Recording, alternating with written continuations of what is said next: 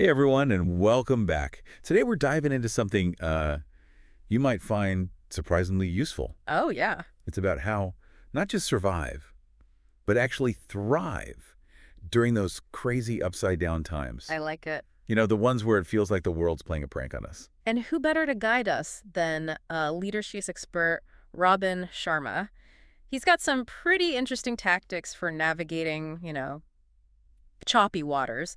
And what's Mhm. fascinating is how they apply to all of us, not just CEOs. That's what's so cool about Sharma. He's all about giving it to you straight, no sugarcoating, but Mm. he always starts with the bigger picture. Right. Like before you even think about solutions, yeah, zoom out. Exactly. He calls it going macro. It reminds me of that classic don't shoot the messenger bit he does. Honesty first, even if it's a little uncomfortable. So true.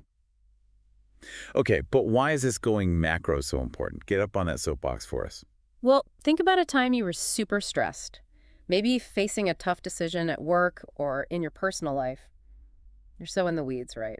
Sharma's saying that to find the best solutions, sometimes you need to step back and see the whole forest, not just the one tree causing you trouble. Makes sense. When I get lost in a project, I literally have to walk away from my desk, go for a walk, anything to shift my perspective.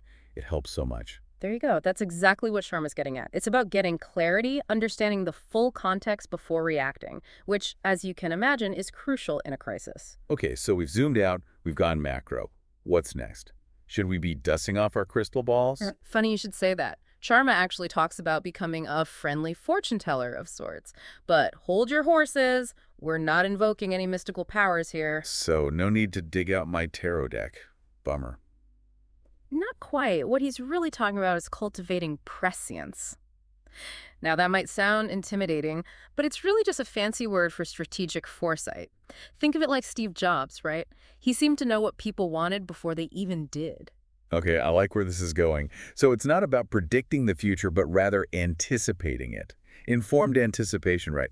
Crunching the data, as Sharma calls it. Exactly, and he actually gives a framework for how we can do this in our own lives, which I think you'll find quite useful. Imagine putting on your detective hat for a moment. Ooh, I love a good detective story. Lay it on me. All right, so picture this. You're investigating your own world, not just the big news headlines, but the things that directly impact you, your job, your family, your community. What's happening right now in those areas? So it's about getting real with ourselves about our own specific situation. No rose-colored glasses allowed. Exactly.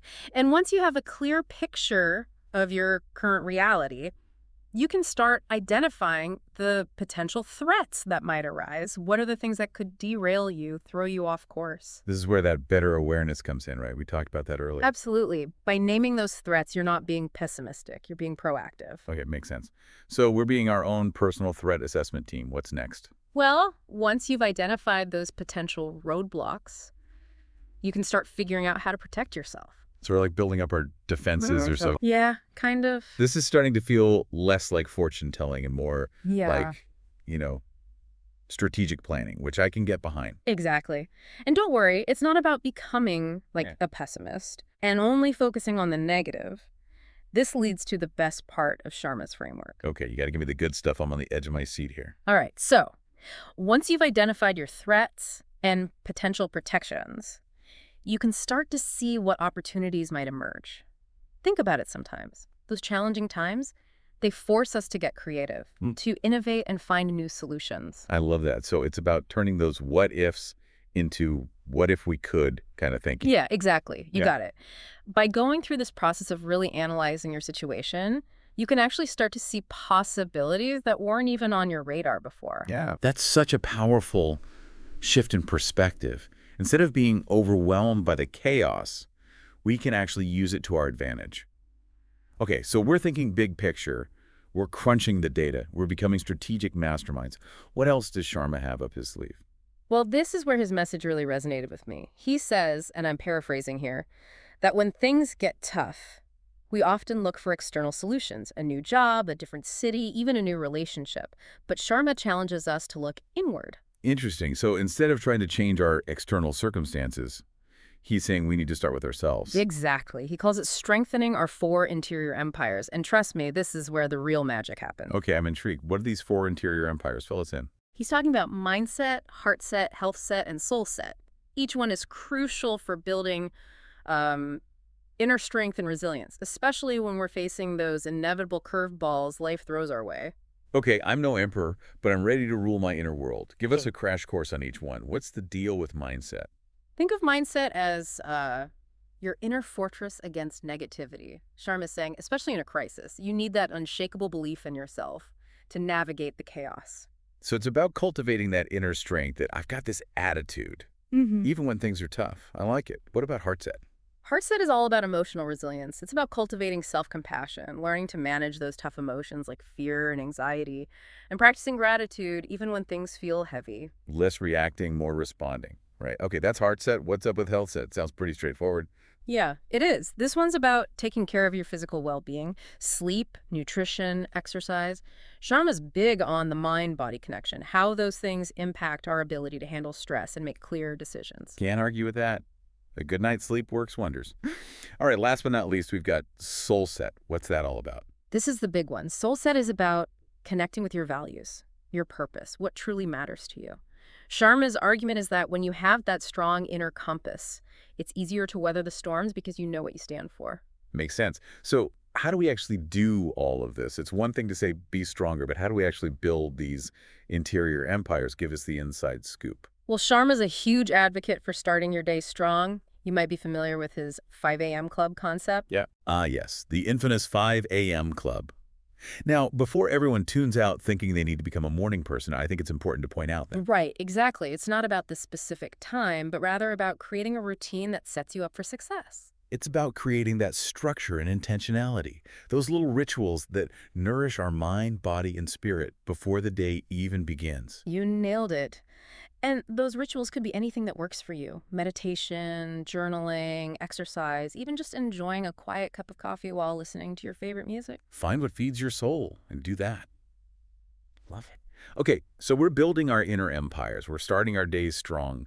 But what about when the world throws us a curveball? You know, those unexpected challenges that pop up out of nowhere. How do we handle those? Well, Sharma has a great line about this. He says that the way business was, even just a few years ago, is a distant memory.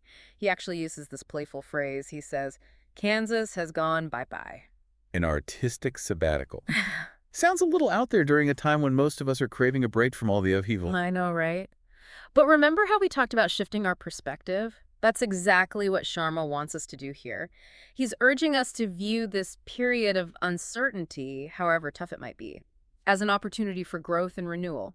Interesting. So instead of hitting the pause button on our lives, Yeah. he's suggesting we hit the reset button. Exactly. He's not saying we should ignore the challenges or pretend everything's fine. He's challenging us to find those hidden opportunities within the chaos. So how does this artistic sabbatical work in real life?